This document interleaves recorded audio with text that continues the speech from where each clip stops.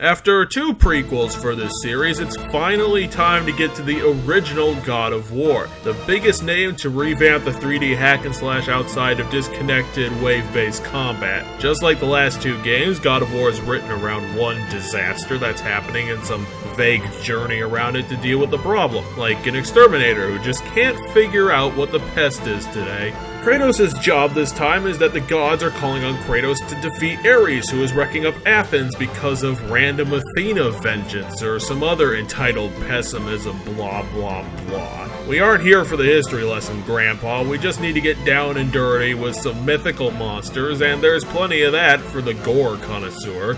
God of War is at its finest when the combat is built off of a fluid suite of weapons and attacks, and there's certainly that at the end when you bought 15 new attacks and combos that you never use with the blood of the innocent. Items like the lightning bolt and Medusa's gaze aren't that useful, but then you get the blade of Athena and Kratos gets that gleam in his eye, the weapon that trades the blade's distance for higher damage, and it is just fun to use even if you just want to chop archers in half with one shot. The combat's just some all-around well-done visceral combat with some lightning sprinkled on top of it. After getting through this title, I got a new appreciation for God of War's meandering level design, which feels like what you get if all of Ocarina of Time was set in one place. It has an oddly intuitive way forward laid out for its player, where even though you start at the bottom of a lake and found your way through a mountain cave, then it's always got a way back for you. It's helpful to have when you start working out the Rings of Pandora puzzle, which has you go through 3 challenges because the game does a lot of the backtracking for you, you just have to follow the signs. The game isn't without its bullshit though, and most of it just comes from Santa Monica's obvious idea that God of War was gonna be a one-shot deal since they packed a lot of variation into the game. The Hades section is just padding for the game just being a wave-based corridor with a ton of spinning blades and insta-kill platforming, so it is the hellish part of the game, golf clap, golf clap. The final boss is a complete train wreck that combines stupidly high difficulty with brand new non-functional mechanics. Every climbing wall in this game has enemies you have to deal with, so thank God that wall climbing is barely used. And there's even a left field block stacking puzzle with no reason to exist.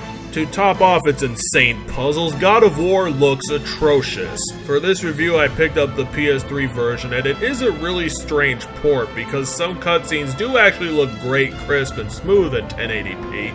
But then there's things like the scene of Kratos falling into Hades where the models look like they've been airbrushed and the result makes them look prickly for some reason. It's incredibly odd because it looks like Sony chose what to remaster with a dartboard, and it makes the game jarring when in the cutscene you have beautiful female models and in-game they look like they were rendered 10 years ago.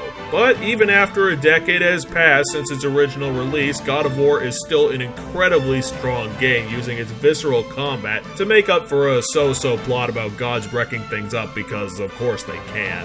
On a search for the ultimate power, Kratos has survived Pathos' insane traps and puzzles, another Hades trip, and Ares himself just to rid himself of his murderous past. And while he'll never have that comfort, Kratos will continue to watch over warfare for the rest of time, or until whatever shenanigans Olympus decides to throw down at Ghost of Sparta puts an end to that, so when that comes next week we'll be ready for it. But for now, here's the final scoreboard.